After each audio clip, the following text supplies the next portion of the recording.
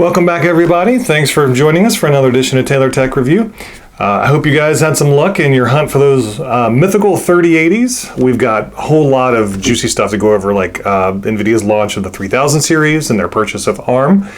We finally got some hard specs on AMD's RDNA2 GPUs. We got some PS5 and Xbox news and a rundown on Tesla's big battery day. Let's get started.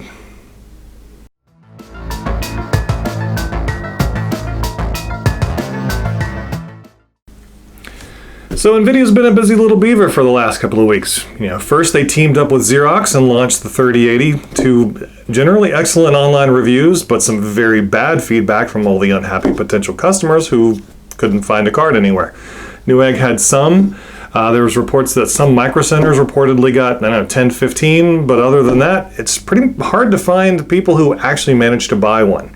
Everybody knew these things were going to be rare, but unless things change drastically in the next 30 days, we'll be seeing AMD's big Navi lineup before people even see a 3000 series card in stock. Nvidia did issue an apology, which, to me sounded like a load of crap, with them claiming, "Oh, how are we supposed to know that unlike Turing, you actually getting a real performance boost this time around without a price hike?" So, people actually want to buy one this time. Any cards that were available online got scooped up by the bots, then popped up on eBay with like a $400-600 markup. To anybody wanting a 3000 series card, please do not buy it from eBay. Don't feed the trolls. It'll just encourage them. Now, if you're in the mood for more paper cuts, Nvidia has also launched the 3090, and performance looks like it's right in line with what I said in my last video. Hardware Unboxed found that compared to a 3080, it was on average like 5% faster at 1080p, 8% faster at 1440, and 11% faster at 4K. And all this at more than double the cost.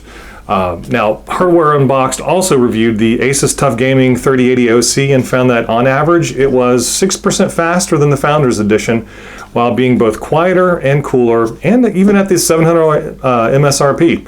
So if you'd like to save yourself $800, then just buy the Asus TUF Gaming card, and you've pretty much gotten yourself a 3090 performance there. And since everybody likes to save money, go ahead and like this video. Hey, I thought that was a pretty decent segue.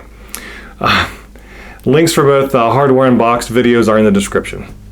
But now hold on, guys. Before you get your heart set on any of those current 3000 series cards, Gigabyte accidentally confirmed all the other leaks I've talked about previously, like the 16 gig 3070 and the 20 gig 3080. So depending on how long you plan on keeping your video card, Nvidia may have actually done you a favor accidentally by paper launching those 10 gig 3080s and then rushing up the 16 and 20 gig cards to compete with Big Navi. Now, one feature you don't have to worry about anymore is SLI, because Nvidia has just flat out killed it. In their latest set of drivers, Nvidia stated they'll no longer be adding SLI profiles on the RTX 20 series and earlier GPUs starting on January 1st, 2021. And instead, they're going to leave it up to developers who aren't even going to put it on the drawing board. I don't even know anybody who's used SLI in like 4 or 5 years, though, so this doesn't really come as a surprise. And honestly, a single 3080 offers excellent 4K performance. I'd be scared of tripping a breaker in my house if I tried to run 2 of these things in SLI. Which brings me to my final point. I am impressed with the 3000 series performance, but I'm disappointed in the crazy power draw required to hit those levels. The 3080 is on average about 30% faster than the 2080 Ti, and that's great. That's awesome. We got a real performance uplift, but it uses 30% more power to do it. The 3090 is about 10% faster than the 3080, but again, it uses 10% more power to get to it. I'm seriously impressed with the engineering behind the heat sinks and fans and how cool and quiet these 3000 series cards are running. But all that heat still has to go somewhere, and like Jim at Adored TV said in one of his videos, your room will be hotter than a Turkish prison in summer. I personally won't go higher than about a 250 watt TDP, so I'm waiting for the 3070 and Big Navi before I make my upgrade decision this fall. All right, moving on. Like I said, Nvidia has been busy here lately, and they did successfully buy ARM for $40 billion. That makes SoftBank the largest Nvidia shareholder. Now, you might be wondering, how does this affect you? And the answer for at least The next 2-3 years is none at all. It's not going to. Since ARM chips are used in everything from smart toasters to supercomputers, this deal has to get approval from countries all over the planet. And it'll probably take 18 months to close. And Nvidia is going to have their hands full trying to prove to existing ARM customers that they won't suddenly cut them off from ARM's IP if they do something to piss off Jensen. Nvidia said that as part of Nvidia, ARM will continue to operate its open licensing model while maintaining the global customer neutrality that has been foundational to its success. And I'm sure that for probably at least the next 5 years or so, that will be true.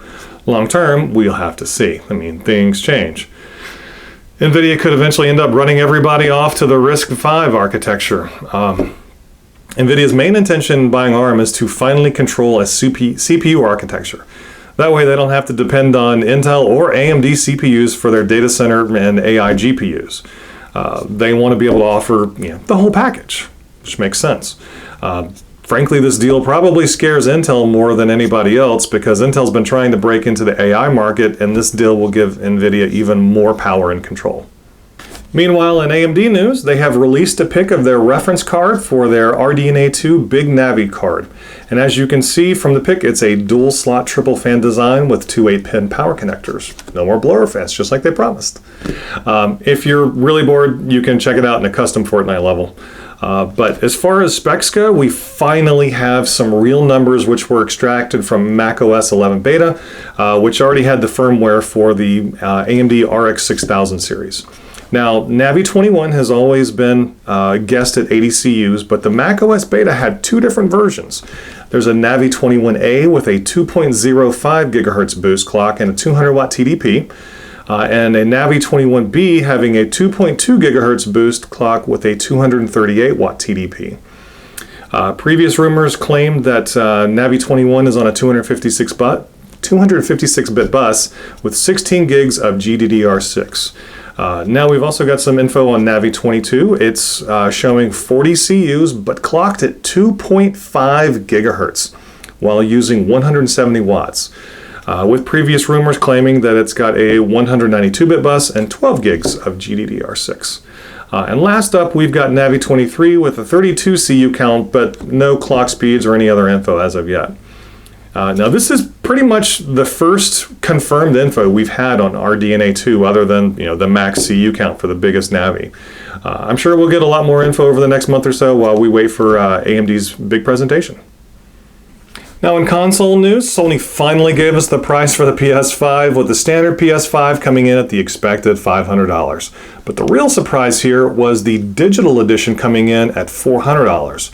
That's a heck of a discount for just dropping a Blu-ray drive.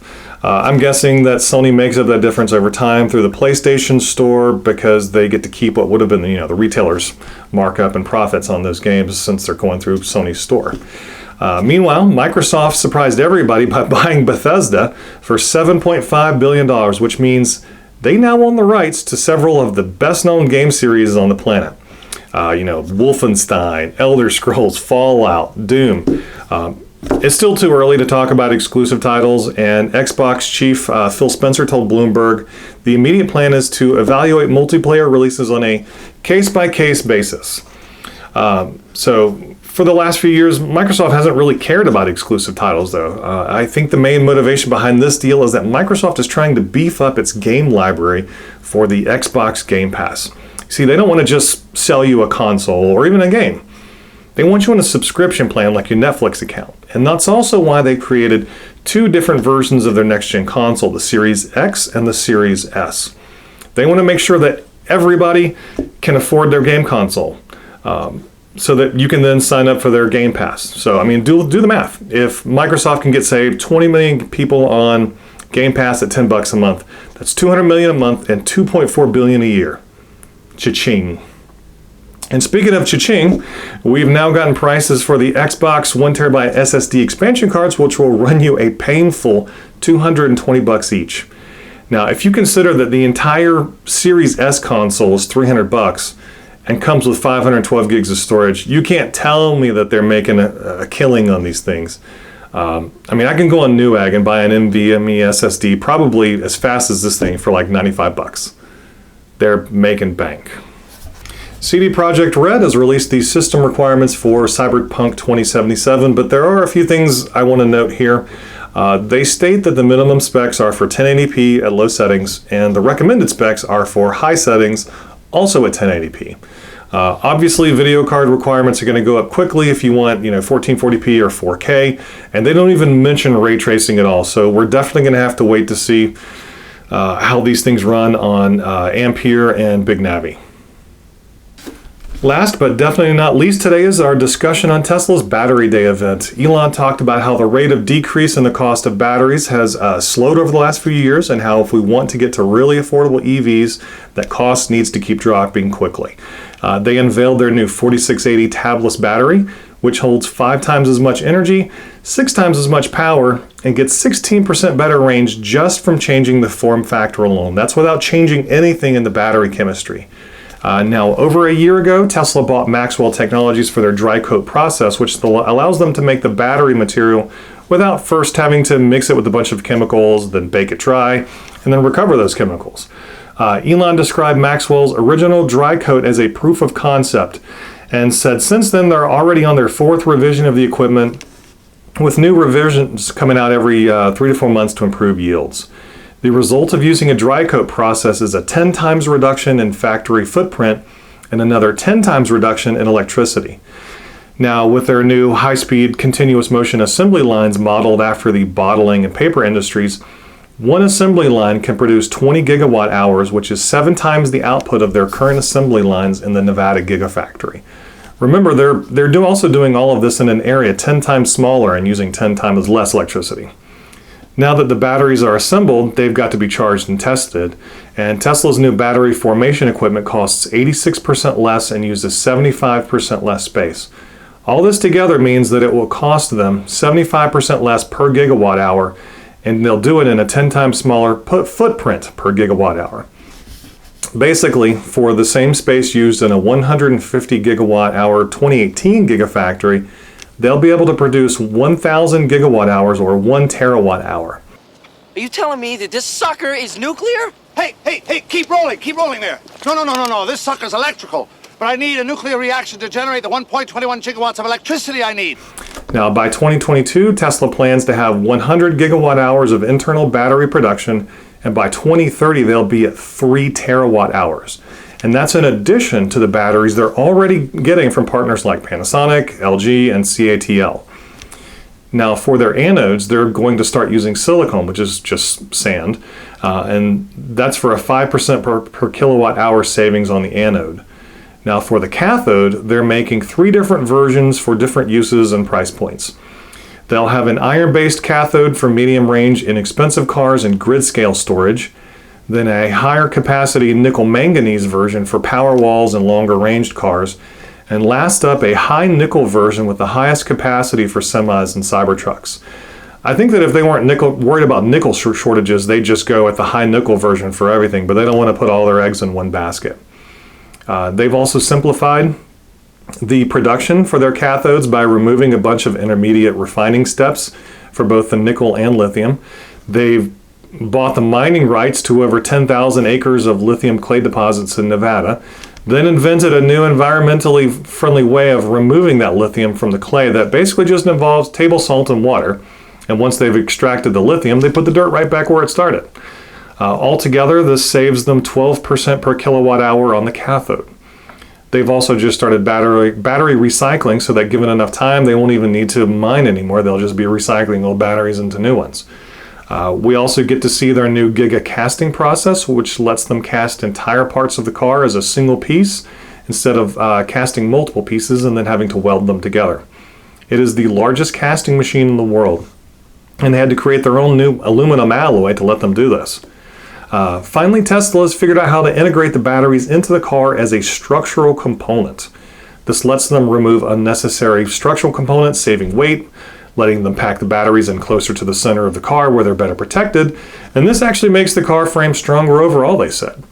This lets them save 10% off the mass of the car. Less mass means that they can get up to 14% increase in range, and they use 370 less parts when assembling the car when using the Giga casting process.